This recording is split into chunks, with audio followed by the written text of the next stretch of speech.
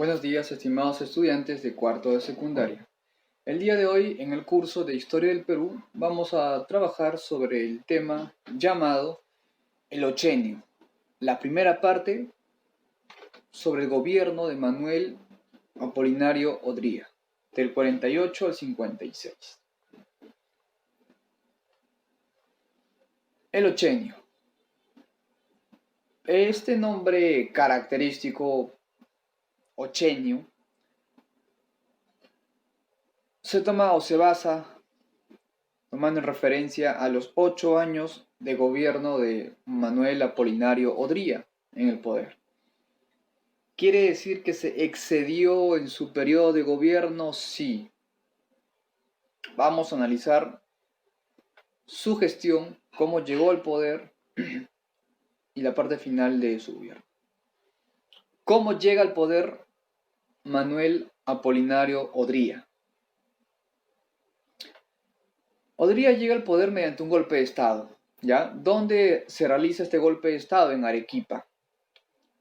Para Odría, este golpe de Estado representa la revolución restauradora, en el cual la oligarquía, o sea, el grupo de poder, va a regresar de nuevo, va a tener la misma influencia política. Esa es una de las características de su gobierno. Más hechos y menos palabras. Odría trató de industrializar el Perú, de redistribuir los ingresos, pero no funcionó. Lo que tenía en mente Odría era que el Estado intervenga lo menos posible, ¿ya?, en el gobierno. Que el sector privado es el que debía dirigir, generar puestos de trabajo, mover la economía en el país, el sector privado. Pero eso no quita que Odría, como gobernante, haya sido autoritario, haya utilizado la represión contra los opositores políticos, ¿ya? Pero en la parte económica tenía una economía liberal, una política económica liberal, pero por la parte política y por la parte social, ¿ya?, era autoritarista, era represivo. Vamos a ir viendo y analizando a qué se debió estas medidas. En este contexto, mediante un golpe de Estado, llega al poder Odría. La parte política del gobierno de Odría. Como es clásico, un presidente militar. ¿Qué buscaba Odría? Atacar y perseguir enemigos políticos. Sabemos que los apristas, los comunistas, los sindicalistas, los periodistas, ¿ya?, todos ellos van a estar en contra del autoritarismo, de la corrupción, de la represión que ejercía Odría. Es por eso que todos estos miembros políticos, estos grupos políticos van a denunciar la represión de Odría. Y como es obvio, al denunciar, Odría, ¿qué es lo que va a hacer? Toma represalias y manda a perseguirlos o a encarcelarlos. Es por eso que estos grupos políticos tenían que tener un perfil bajo, porque si Odría detectaba a estos grupos políticos, los mandaba a la cárcel. Por este motivo, Víctor Raúl Haya de la Torre tuvo que asilarse 5 años en la Embajada de Colombia para no ser condenado en el gobierno de Odría. Porque si Odría capturaba a Víctor Raúl Haya de la Torre, lo metía preso y le daba varios años de cárcel. Por ese motivo, Víctor Raúl Haya de la Torre se asila, pide que lo asilen en la Embajada de Colombia. El presidente Odría no podía hacer nada porque la Embajada de Colombia representa a un organismo autónomo. Es como si dijéramos la misma Colombia. Tú no puedes ir a un país y sacar a una persona por más corrupta, por más agitador político que sea, porque una embajada representa al país. Tú no puedes entrar a un país sin permiso. ¿Qué es lo que hace Odría para poder romper las manifestaciones. Va a adquirir buses llamados rochabús, los famosos rochabús o pinochitos o carro rompe manifestaciones. Estos buses, rochabús o pinochito, van a ser introducidos al Perú por Odría. ¿Cuál es el objetivo de los pinochitos o de los rochabús? En la parte de arriba tiene como una torreta este auto y dispara con mucha presión agua. Estos carros, al disparar contra las personas, contra los manifestantes, los empujaba y causaba mucho dolor. No generaba herida, pero sí causaba mucho dolor por el impacto del agua con mucha presión. Así que estos carros rochabús o pinochito fueron utilizados mucho. Se utilizó mucho en el gobierno de Odría. Y funcionaba porque al golpear genera dolor y esto hace que el manifestante pare, que no siga. Va a crear la Ley de Seguridad Interior, en el cual suspende las garantías personales. ¿Qué significa? Que si a ti te descubren protestando o conspirando o hablando o desarrollando temas políticos, según la Ley de Seguridad Interior, Odría puede mandar a apresarte y juzgarte y meterte preso. Por eso nos dice que las garantías personales quedan suspendidas, ¿ya? El gobierno de Odría te puede encarcelar si detecta que tú estás promoviendo rebeliones o conspiración o manifestaciones, puede fácilmente apresarte, puede juzgarte por eso. Así que con la Ley de Seguridad Interior era la puerta para que Odría pueda hacer lo que quiera con los opositores políticos. Odría se convierte en presidente constitucional, claro, con un golpe de Estado, y esas elecciones fueron manipuladas. ¿A qué nos referimos? A la segunda parte de su gobierno, cómo llegó a ser reelegido. En lo que respecta a las políticas sociales, ¿qué hizo por el pueblo peruano? El enfoque de Odría respecto a la parte social es hacer grandes obras, ¿ya?, a favor de la población, para que el pueblo vea que está trabajando. Es por eso que trata de crear un estado de bienestar. Así como hay represión, no para toda la población, sino represión contra los opositores políticos, solo contra ellos, también quiere demostrar a la población que puede generar puestos de trabajo, puede generar obras de gran envergadura. Tratar de modernizar el Perú. Dentro de las obras públicas que mandó a crear Odría, tenemos la cobertura del seguro social iba a ser ampliada. ¿Qué significa? Que ahora tú te podías tratar para tratar o curar diversos males. Ya no era tan limitado el sistema del seguro social. ¿Qué más hizo? Va a incrementar el sueldo. ¿De qué? De los miembros de las Fuerzas Armadas y la policía. Le va a subir el sueldo. ¿Qué más hizo? Mandó a construir hospitales, como por ejemplo el hospital de las Fuerzas Armadas, el hospital de policía, el hospital Rebagliati. ¿Ya? Estos hospitales fueron construidos en el gobierno de Odría. Mandó construir las famosas GUE. ¿Qué son las GUE? Ahora ya no se llama GUE, bueno, ha variado el nombre.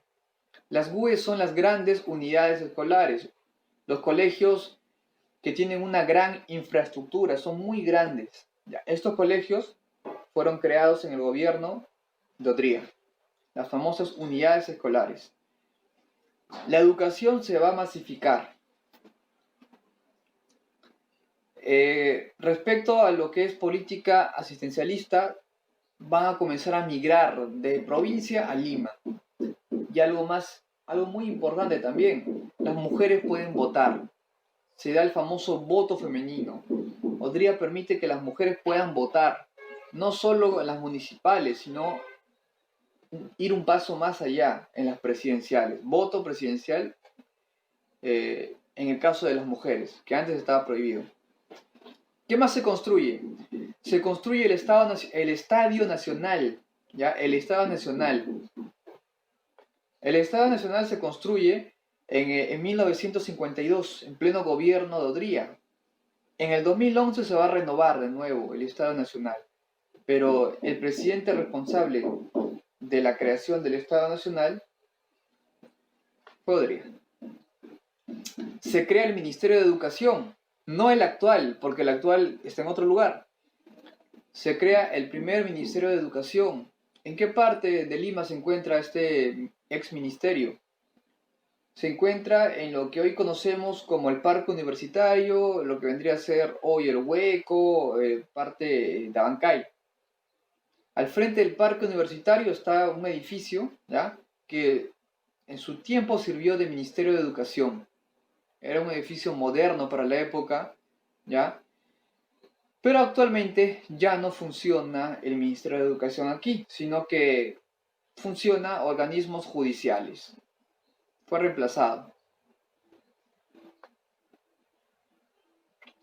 ¿Qué más mandó construir? Mandó construir viviendas populares, lo que hoy conocemos como el famoso techo propio, ¿ya? Viviendas populares ¿para quiénes? Para los obreros, para los empleados, en diversas partes del país.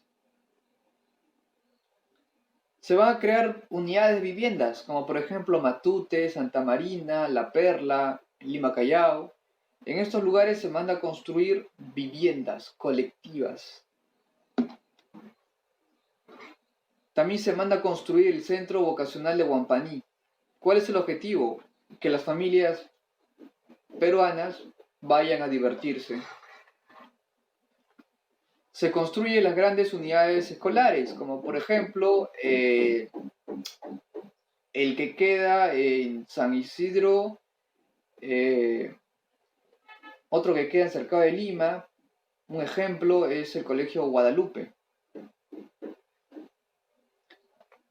Se construye grandes unidades escolares y también se capacita y se contrata a los mejores docentes para que puedan enseñar en estas grandes unidades escolares. No hubo uno ni dos unidades, hubieron varias en Lima. ¿Qué más se mandó construir? Se mandó construir todo tipo de carreteras. Por ejemplo, la avenida Arequipa se pavimentó, se mejoró, ¿ya? Se comenzó a crear varias vías terrestres, carreteras en todo Lima y en varias regiones del país. Se construye el Hospital Central del Seguro, también conocido como el Hospital Edgardo Rebagliati, que queda en Lima, Jesús María. A ese hospital, muy aparte de construirlo, lo va a dotar de equipos modernos de la época, de buenos médicos, y también van a construir hospitales fuera de Lima. Va a mandar a crear el Centro de Altos Estudios Militares, el CAEM. En este lugar se enseña a los oficiales conocimientos de lo que es geografía, geoestrategia, ¿ya? Todo lo relacionado a lo que es defensa nacional. En ese lugar solo se preparan oficiales. Lo que respecta a la política económica de Odría, va a promover la inversión extranjera. No nos olvidemos que lo más importante a nivel económico para Odría es la inversión extranjera. Es que la empresa nacional pueda exportar, pueda vender, el comercio. ¿Cuál vendría a ser el socio internacional de Perú en este contexto? Estados Unidos, ¿ya?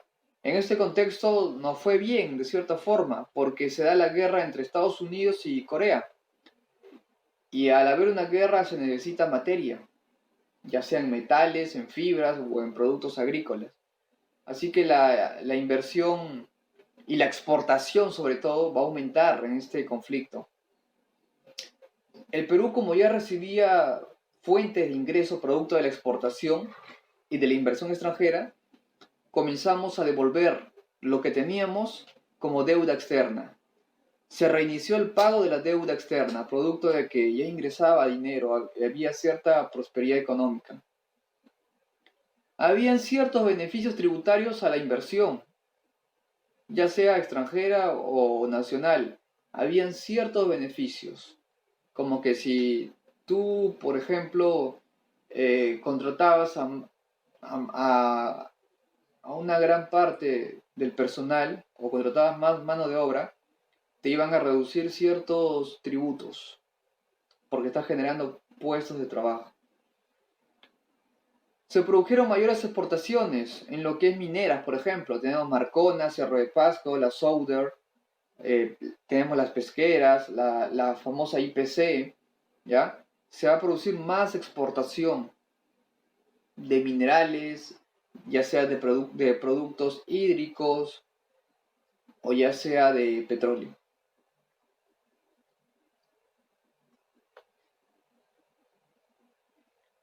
A nivel económico, Odría trató de ser un modelo, ya, un país modelo respecto al liberalismo, pero tampoco llegó al extremo de ser un país con una economía tan liberal. Él trató como se dice, de tecnificar la economía. Es por eso que va a necesitar consejos de expertos en lo que es materia económica. Es por eso que va a llamar, ¿ya?, a la misión norteamericana Julius Klein. Julius Klein es como una especie de asesor internacional en lo que es materia económica. Va a solicitar el apoyo de esta misión estadounidense Julius Klein, ¿ya?, para poder, cómo puede implementar un sistema económico liberal. Consejos para la idónea implementación de una economía liberal. Y es por eso que esta misión Julius Klein le va a recomendar a Odría lo siguiente: que suprima los subsidios, ¿ya?, que exista el libre cambio, que desaparezcan los controles y que no exista una restricción del gasto público. De esta forma, a través de estos consejos de una economía liberal, pudo contener la crisis económica que se vivía en el Perú. ¿Ya? ¿Cuál es lo negativo de subsidiar un servicio o subsidiar una zona o una actividad económica? El problema es que genera gasto para el Estado. Es por eso que un consejo que recibió Odría fue suprimir los subsidios, o sea, ese dinero que en caso, no sé, falte algún producto, yo tengo un dinero de fondo. Lo que aconsejó esta misión Julius Klein es que no subsidie, porque se pierde.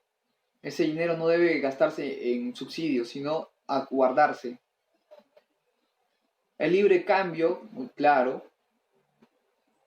La desaparición de los controles y el equilibrio presupuestal también. Que existan controles, pero no en exceso. Y todo esto pudo contener la crisis que vivíamos en el Perú.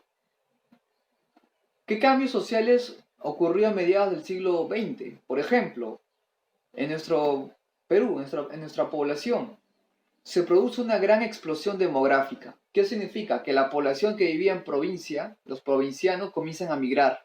¿Ya? ¿A dónde? A Lima.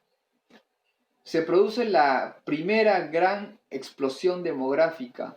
Las personas que vivían en otras regiones del Perú comenzaban a venir a Lima, todos a Lima.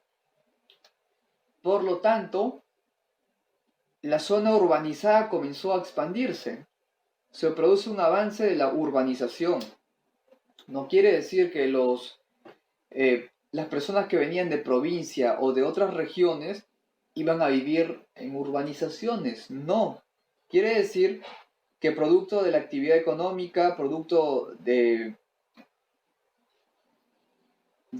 hasta cierto punto auge económico, la clase media tuvo más facilidades y mayor ingreso para poder urbanizar diversas zonas. mientras que las personas que venían de provincia, ¿ya? Vivían donde podían. Se produce un gran mestizaje, ¿ya? Más de lo que ya había. Respecto al fenómeno migratorio, la población comienza a aumentar, ¿ya? La población crece. En la región andina había una crisis agrícola. Esto va a impulsar a que cierto grupo de la población andina migre a Lima. En lo que es la agricultura costeña se moderniza, aparecen nuevas técnicas para la cosecha, aparecen máquinas que facilitan el trabajo de la cosecha. En lo que es la cultura popular, ¿ya? Aparece el famoso término la cholificación. Cholificación. ¿Qué quiere decir? Que Lima se va a cholificar. O sea, van a venir personas de otras provincias y la cultura andina se va a influenciar o va a influenciar a la cultura limeña, ¿ya? Es donde aparece ahí el famoso contexto del famoso achoramiento, las famosas colectas para poder hacer ollas comunes. Todo es producto de la influencia de las tradiciones de la cultura andina en Lima. Lima se va a comenzar a poblar eh, con personas que vienen de otras regiones, sobre todo de la parte de la región andina. Así que hay un cambio a nivel cultural. El fin de su gobierno. ¿Qué ocurrió? Se convoca elecciones y sale como vencedor Manuel Prado Ugarteche. Pero ya hemos visto que Manuel Prado Ugarteche, sería su segundo gobierno, claro. Ya lo fue en una oportunidad.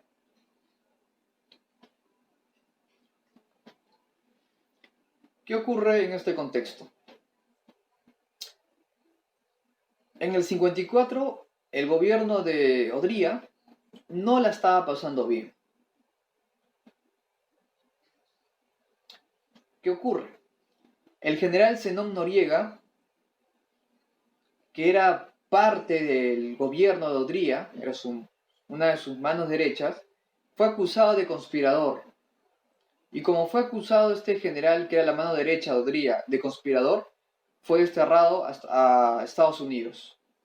Porque Odría y los altos mandos militares creían que Zenón Noriega le quería dar una especie de golpe de estado a Odría. Por eso lo exilian. Y para mala suerte de Odría, en 1955, los que redactan en el periódico La Prensa exigen a Odría que se derogue la ley de seguridad interior, en el cual Odría tiene carta libre para que pueda perseguir a cualquier persona que haga comentarios negativos o que sea opositor político. Eso le exige los redactores del diario La Prensa, de que derogue la ley de seguridad interior, de que reforme, de que exista una reforma electoral y de que como se dice, para vivir en paz, para vivir la fiesta en paz, que cree una amnistía política para que los apristas, los comunistas, socialistas y todos los partidos políticos opositores a su gobierno no tengan miedo de salir y de hablar. O sea, van a presionar para que Odría derogue todo lo que él había prohibido.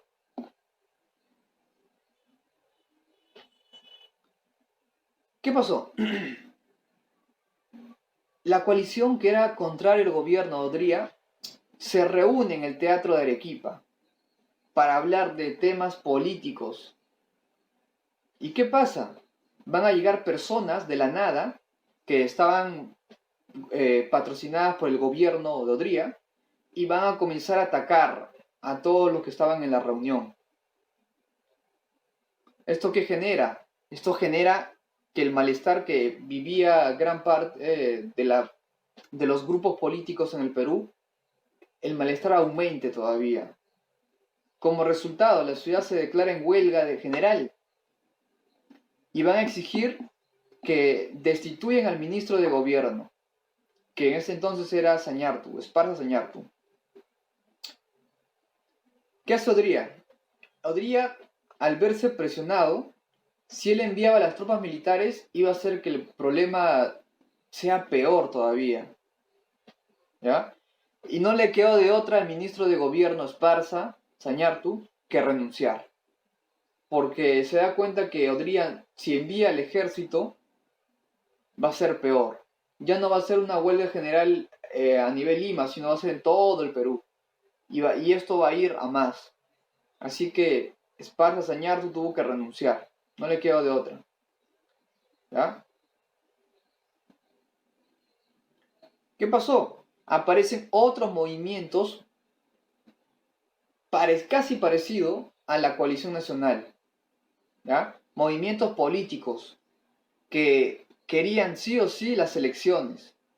Y estas elecciones se van a dar en 1956. Y como resultado, como ya había explicado, ganó Manuel Prado Ugarteche. Llega a ser presidente del Perú por segunda vez. ¿Qué es lo que le pasa a Odría? Tuvo que ceder. Ya estaba 8 años en el poder. Tuvo que ceder por presión del pueblo, por presión de los grupos políticos. Si no cedía, se iba a generar una rebelión. Y eso sí es un gran problema. Así que no le quedo de otra que reconocer como vencedor a Manuel Prado Ugarteche con su segundo gobierno. Muy bien, esto sería todo. Nos vemos en una siguiente clase.